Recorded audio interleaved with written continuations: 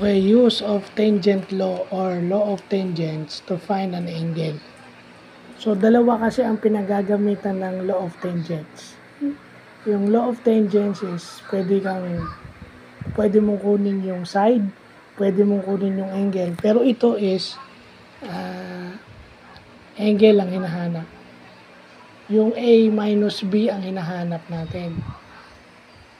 Yung 1/2 tangent A minus B yung hinahanap natin, yung nasa baba, yung denominator.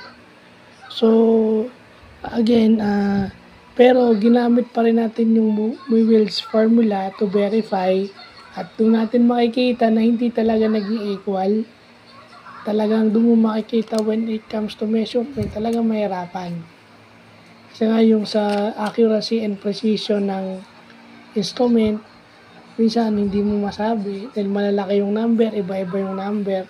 So, tsambahan lang pag nag-equal talaga. May maliit na chance na mag-equal siya. So, basically, ganun lang yun. No?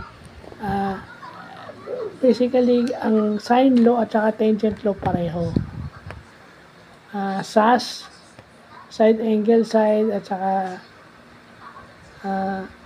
two sides and an angle o SSA ata yung yung tingnan natin. Ayun, yung tangent law is SAS at saka ayun, pareho sila ng cosine law. SAS at saka ASA. Dalawang angle at saka isang side pag tangent. No, so ayun. No. Next naman yung yung tangent pero side ang hinahanap. So para ma-explore natin 'yan.